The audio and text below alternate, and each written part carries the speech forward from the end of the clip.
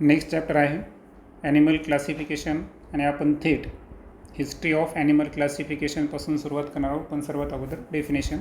Formation of groups and subgroups of animals depending upon similarities and difference among animals is called as animal classification. आता ॲनिमल्समध्ये ज्या वेगवेगळ्या species आहेत तर त्याच्यामध्ये काहींमध्ये आपल्याला काही गोष्टींमध्ये त्यांच्यामध्ये काय दिसते सिमिलॅरिटीज आणि काही गोष्टीमध्ये व्हेरिएशन अर्थातच डिफरन्स दिसतो. तर याच सिमिलॅरिटी आणि डिफरन्सेसवर आधारित ॲनिमलचं जे क्लासिफिकेशन आहे ते डिफरंट ग्रुप्स आणि सब ग्रुप यांच्यामध्ये केलं जातं आणि ग्रुप्स आणि सब ग्रुपचं जे फॉर्मेशन आहे त्यालाच म्हणायचं animal classification. Time to time, different scientists have tried to classify the animals. आता वेगवेगळ्या सायंटिस्टनं ॲनिमल्सला क्लासिफाय करण्याचा वेळोवेळी प्रयत्न केला आहे. Greek philosopher Aristotle was the first to perform the animal classification. आता ॲनिमल क्लासिफिकेशनचा पहिला प्रयत्न जो केलेला आहे वैज्ञानिक दृष्टिकोनातून तर तो कोणी केला? ॲरिस्टॉटल यांनी. Aristotle classified the animals according to the criteria like body size, habits and habitats. आता ॲरिस्टॉटलनं ॲनिमलचं क्लासिफिकेशन ज्या क्रायटेरियावर आधारित केलं त्यामध्ये 3 क्रायटेरिया महत्त्वाचे आहेत. एक आहे बॉडीचा साईज, दुसरा आहे त्या ॲनिमलच्या हॅबिट्स अर्थातच सवयी आणि तिसरा आहे हॅबिटॅट्स म्हणजे त्यांची जी रेसिडेन्शियल प्लेस अर्थातच हॅबिटॅट्स असतात निवाऱ्याची जागा त्यावर आधारित. Further, as per the new developments in science, reference were changed and thereby the criteria of animal classification too. परंतु विज्ञानामध्ये नवनवीन डेव्हलपमेंट्स नवनवीन रेफरन्स येत गेले आणि रेफरन्स बदलले की ॲनिमल क्लासिफिकेशनचा क्रायटेरियासुद्धा बदलतो. Classification proposed by Aristotle is known as artificial method. आणि ॲरिस्टॉटलनं जे ॲनिमलचं क्लासिफिकेशन केलं होतं त्याला एक पद्धतीनं आपण आर्टिफिशियल मेथड म्हणू क्लासिफिकेशनची. Besides Aristotle's artificial method of classification was followed by थिओफ्रेटस, Pliny, John Ray, Linnaeus, etc.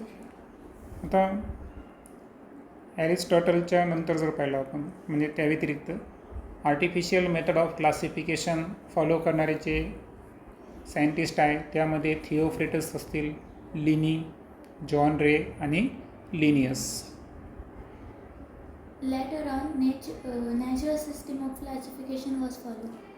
आणि आर्टिफिशियल मेथडच्या नंतर क्लासिफिकेशनचा जो नवीन क्रायटेरिया आला तो आला natural system of classification. Natural system of classification was based on various criteria like body organization, types of cells, chromosomes, biochemical properties, etc. आणि natural system of classification ज्या क्रायटेरियावर आधारित आहे त्यामध्ये पहिल्यांदा आहे बॉडी ऑर्गनायझेशन म्हणजे बॉडीचं ऑर्गनायझेशन पुढं बघणार आपण म्हणजे सेल्युलर लेवलला आहे का टिश्यू लेवलला, ऑर्गन लेवल का ऑर्गन सिस्टीम लेवलला. ओके. त्यानंतर आहे बॉडीमध्ये कोणत्या टाईपची सेल आहे, आयदर युकॅरियोटिक आहे का प्रोकॅरियोटिक आहे. त्यानंतर क्रोमोझोम्स जे की पेडमध्ये असतात आणि पेड क्रोमोझोमची संख्या किती आहे. त्यानंतर सजीवांच्या शरीरामध्ये ज्या काही बायोकेमिकल रिॲक्शन होत असतात तर त्यावर आधारित बायोकेमिकल प्रॉपर्टीज हा सुद्धा क्रायटेरिया नॅचरल सिस्टीममध्ये फॉलो केला जातो. By the time, system of classification based on evolution was also brought into practice. आणि पुढे चलून जर पाहिलं आपण तर सिस्टीम ऑफ क्लासिफिकेशन जी आहे तर ती इव्हॉल्युशनवर आधारित सुद्धा होती पहा. जसं की It was used by डॉबझेन्स्की and Mayer. तर डॉबझेन्स्की आणि मेयर हे 2 वैज्ञानिक आहे की ज्यांनी ॲनिमल क्लासिफिकेशन हे इव्हॉल्युशनवर आधारित केलं. Recently, Carl Wolf has also proposed the animal classification. आणि अलीकडच्या काळामध्ये ॲनिमल क्लासिफिकेशन प्रपोज करणारे आणखीन एक वैज्ञानिक आहे ज्यांचं नाव आहे कार्ल हुस. त्यानंतर आपण बेनिफिट्स ऑफ ॲनिमल क्लासिफिकेशन संदर्भात थोडंसं डिस्कस करू. Study of animals become convenient. आता ॲनिमल क्लासिफिकेशनचा पहिला फायदा म्हणजे ॲनिमलचा अभ्यास करणं हे थोडंसं सोयीस्कर जातं, कन्व्हिनियंट, सोपं जातं. Study of few animals from a group helps to understand about that entire animal group. आता एखाद्या ग्रुपमधून आपण जेव्हा फ्यू ॲनिमल्सचं संदर्भात अभ्यास करतो तर आपल्याला त्या पूर्ण ग्रुपमधल्या जे ॲनिमल्स आहे त्यांच्याबद्दल एक कॉमन गोष्टी समजून येतात क्लासिफिकेशन केल्यामुळं. It gives idea about animal evolution.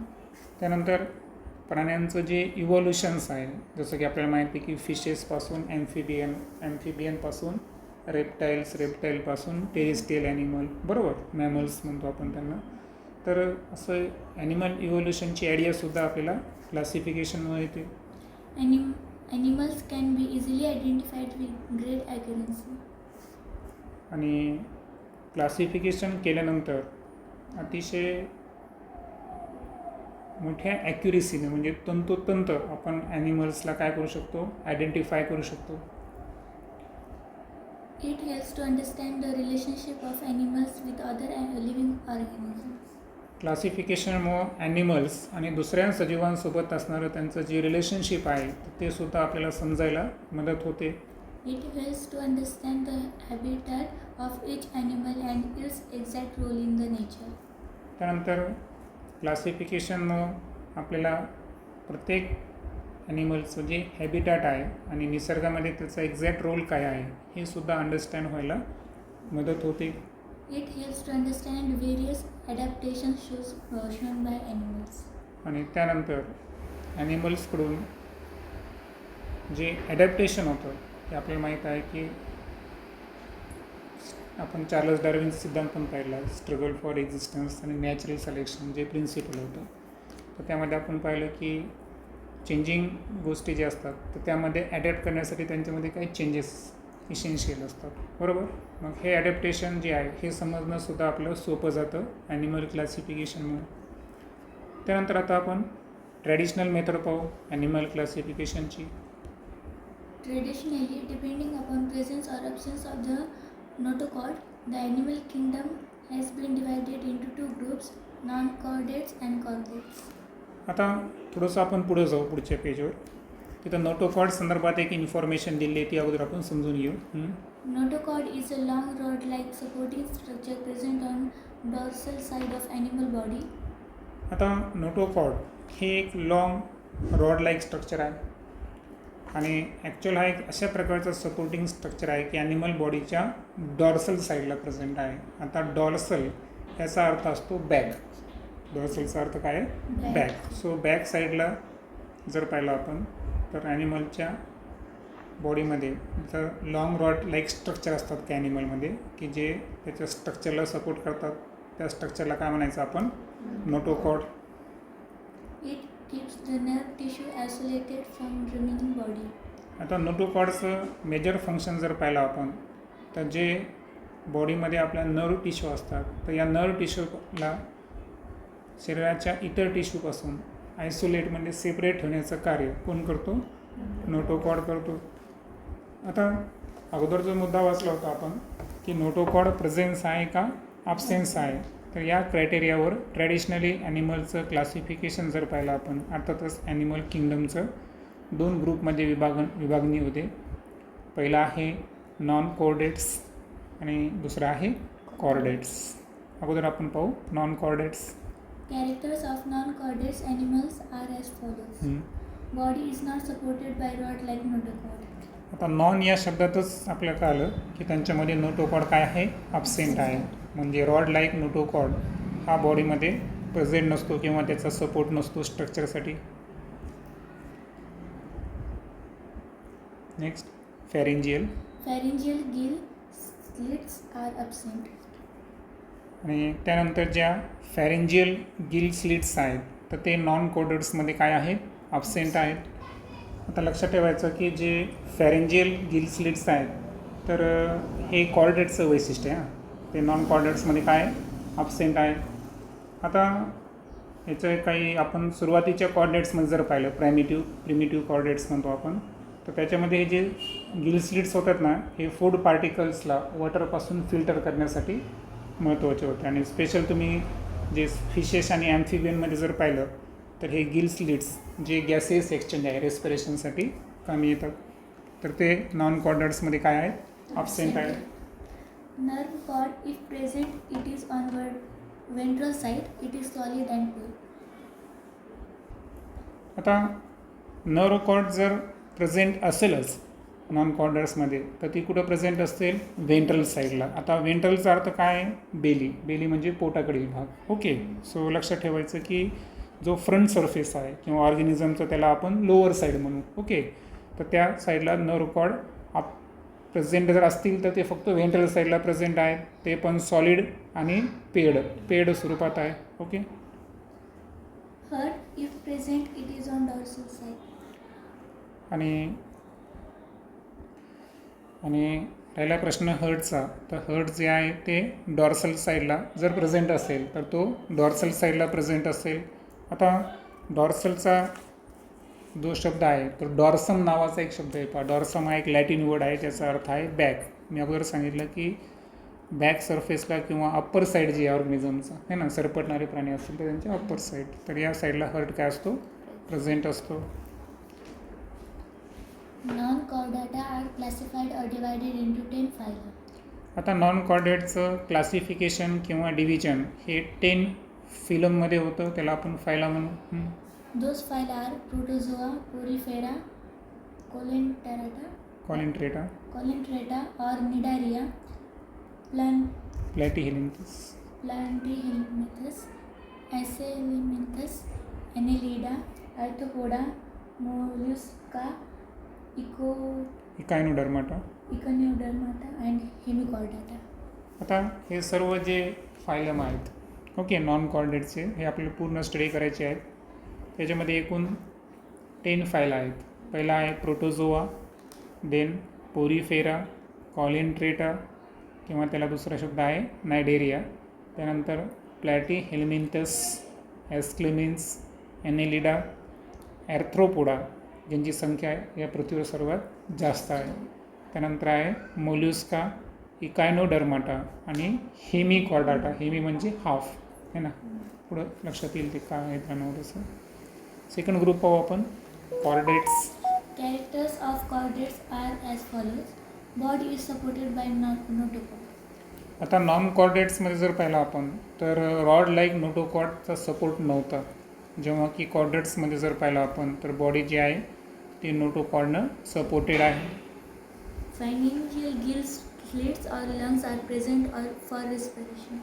आणि त्यानंतर जे फॅरेंजियल गिल स्लिट्स आहेत किंवा लंग्स असतील तर हे फॉर गॅसियस एक्सचेंज अर्थातच रेस्पिरेशन प्रोसेससाठी उपलब्ध असतात. Nerve cord is present on dorsal side of the body. It is hollow. आता आपण नॉन कॉर्डेट्समध्ये पाहिलं होते की नर्व कॉर्ड जर प्रेझेंट असता तर तो कुठं प्रेझेंट होता? व्हेंट्रल साईडला, आणि तो सॉलिड आणि पेड स्वरूपामध्ये होता. कॉर्डेट्समध्ये नर्व कॉर्ड जर पाहिला तर तो डॉर्सल साईडला प्रेझेंट आहे आणि तो हॅलो म्हणजे आतला भाग कसा आहे? पोकळा आहे.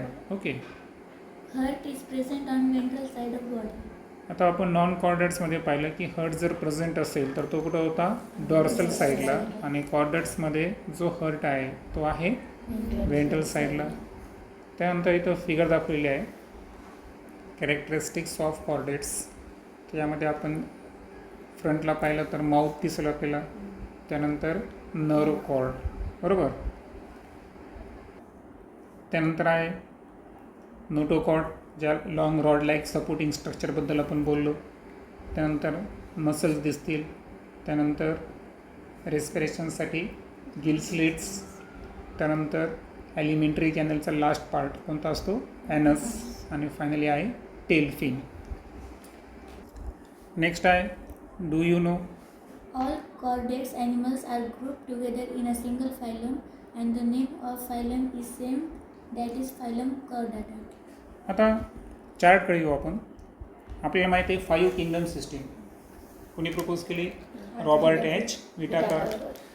आणि त्यामध्ये 5 किंगडममध्ये ज्यांच्यामध्ये सेल वॉल ही ॲबसेंट असते आणि जे ॲटोट्रॉफिक असतात ते मेजरली कोण आहेत? Kingdom Animalia.